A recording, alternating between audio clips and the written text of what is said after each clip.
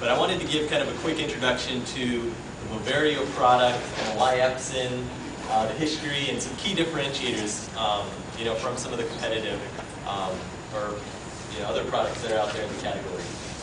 But the big question that we always get is, hey, why Epson? Like, I know Epson's a printer company. Some people may know us as a projector company as well. But what a lot of people don't know is that if you look at a stack rank of patents issued every year in the US by company, Epson's usually in the top 10.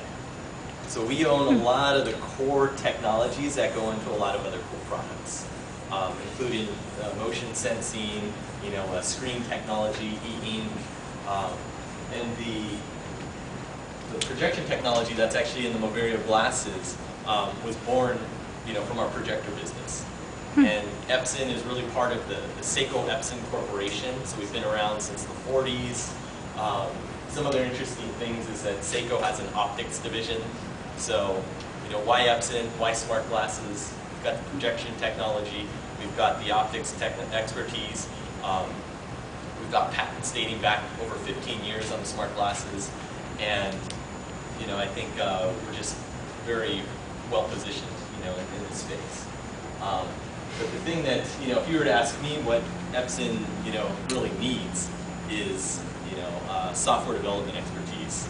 And that's where I think the developer community really comes into play. Because Epson, awesome at hardware, we need help with the ecosystem. And I think that offers a lot of opportunities to developers.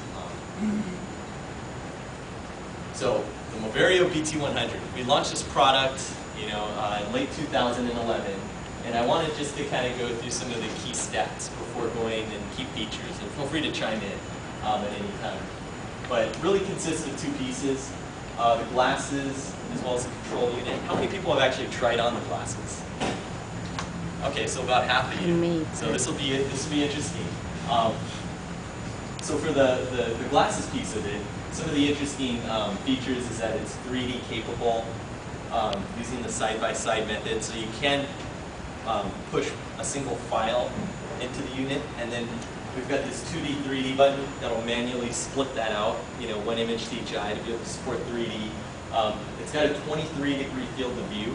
So this is kind of an interesting spec when it comes to transparent glasses, because it has this effect where the further away you focus, the larger the image appears.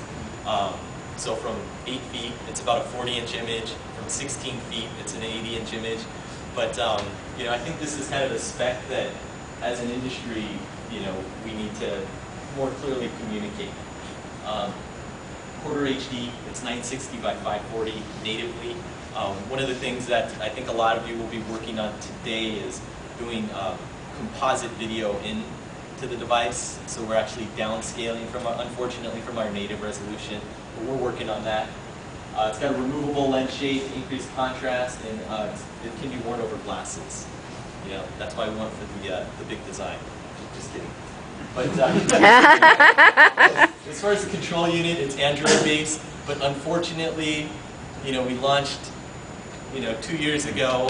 Plus, this is kind of 2 years ago, this just seemed like a crazy product, and obviously we were pitching the chip manufacturers and all those folks probably 4+ years ago.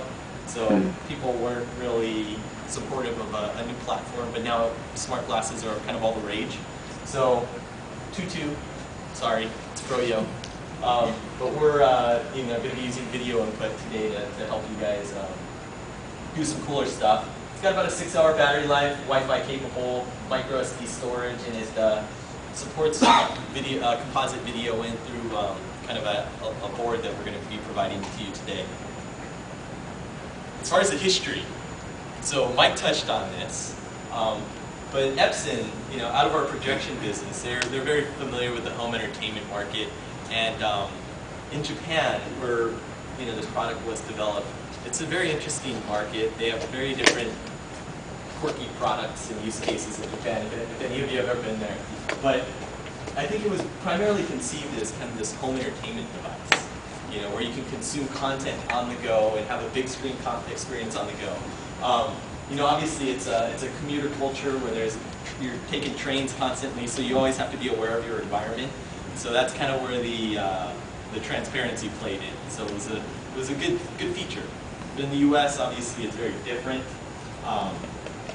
and it's obviously big, expensive, bulky. So consumers, we didn't get as much of an uptake.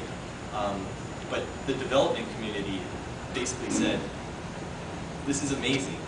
Transparent display, a high quality transparent display running Android that is under $1,000.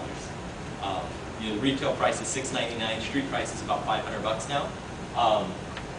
It was a very compelling product for developers, just because prior to that, the only thing you could get transparent display-wise was like $20,000, and it's kind of a military-only type of thing. But the problem for developers is we're running Android 2.2, didn't support video in, so they were very limited in terms of what they could do. So what you can thank Anna for in the back is actually supporting the local procurement of a video input board. So we basically talked to some of our engineers in Japan and said, hey, is there any way we can get video into this thing? And they kind of gave us a spec, and we just built a part to support our developers in the US. What has resulted was we've got a lot of cool proof of concept videos. We've been talking to and working very closely with a lot of our developers and a lot of Fortune 100, actually maybe even some Fortune 10 companies to do some kind of smart glass enterprise or commercial implementations.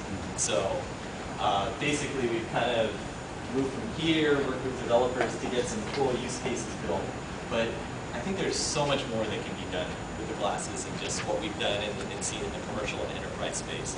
But I think Mike's going to show some of those demos later. As far as comparing and contrasting, what I did was I pulled 4 products that we get asked about. How do you compare to this product? How do you compare to that?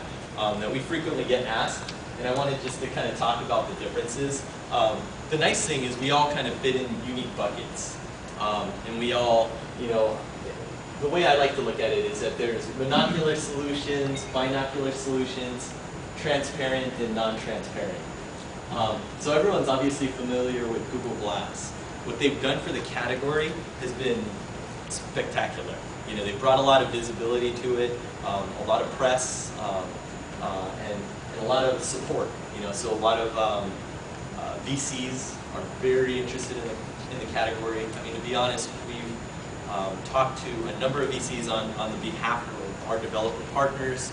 A lot of our partners have gone through multiple rounds of funding over the last year, and well, one of our partners was a Y Combinator.